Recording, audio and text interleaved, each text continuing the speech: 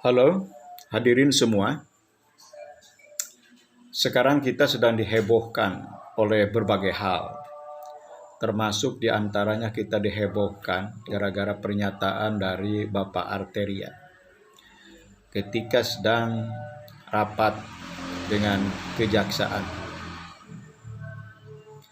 Gegara dari kejaksaan menyampaikan materinya. Kemudian ada bahasa Sundanya, diprotes bahwa tidak boleh ada bahasa Sunda. Sampai-sampai gara-gara ada bahasa Sundanya, kemudian diusulkan ke Kejaksaan Agung agar Kajati dipecat. Rasa-rasanya sangat tidak elok ya, tidak elegan. Masa gara-gara dalam menyampaikan materi kemudian ada bahasa Sundanya, lalu diusulkan untuk dipecat. Dari mana ini dasarnya? Bukannya karena pelanggaran organisasi, merusak citra organisasi, baru itu yang diusulkan dipecat. Dan apakah di sini karena tidak memahami materi apa yang disampaikan oleh kejaksaan ya, dari Kejaksaan Tinggi Jawa Barat pada khususnya. Sehingga kalau konten yang disampaikannya tidak ada yang dibahas, kok yang dibahasnya hanya gara-gara sedikit bahasa karena ada bahasa Sunda. Padahal semua kita dalam pembicaraan apapun, atau dalam diskusi, seminar, atau sedang FGD, biasanya kita suka menyelipkan bahasa. Apakah bahasa Inggris, bahasa Indonesia, bahasa Yunani misalkan. Ataupun juga bahasa daerah. Karena daerahnya orang Sunda, maka ada bahasa daerah yang, bahasa Sunda yang terselipkan. Itu sesuatu hal yang wajar ya. Kemudian kesininya Arteria mengatakan bahwa saya tidak mau di kejaksaan itu ada Sunda Empire. Kan jadi tidak nyambung lagi ini. Semua kita bahwa orang Sunda juga tidak setuju itu dengan Sunda Empire. Siapa yang setuju? Itu kan hanya gegara oknum-oknum saja yang percaya terhadap keberadaan Sunda Empire. Tapi Arteria jangan mengeneralisir bahwa orang Sunda semua Sunda Empire. Dan juga saya yakin bahwa di tubuh kejaksaan tidak ada itu Sunda Empire. Karena Sunda Empire itu sebuah organisasi di luar sana. Sementara kejaksaan itu suatu struktur yang formal. Suatu struktur resmi pemerintah, kejaksaan. Masa di kejaksaan ada Sunda Empire?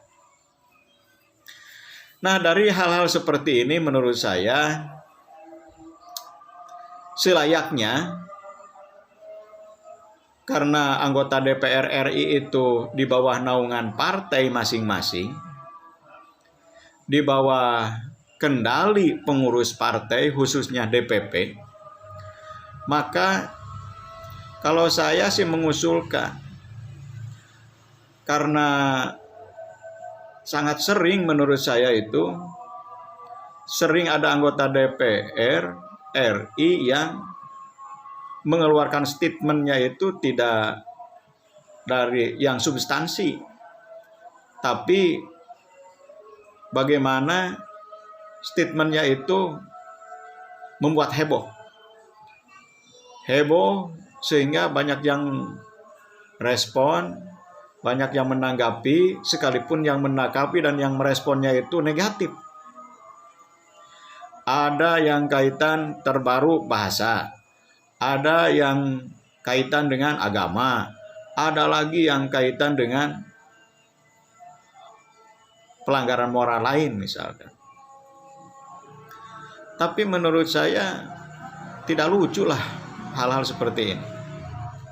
Oleh karena itu, karena anggota DPR RI itu di bawah naungan DPP, maka selayaknya ketua umum partai kalau mendengar melihat anggota DPR RI yang membuat pernyataan itu di luar nalar, di luar logika, ataupun juga dapat menimbulkan riak, dapat menimbulkan reaksi yang kaitan dengan masalah keutuhan kebangsaan, masalah keutuhan NKRI, maka selayaknya bahwa ketua umum partai itu mengingatkan, menjewer kepada anggota DPR RI yang nyeleneh seperti itu. Kalau nyelenehnya keilmuan, nyelenehnya itu pemikiran, menurut saya luar biasa bagus.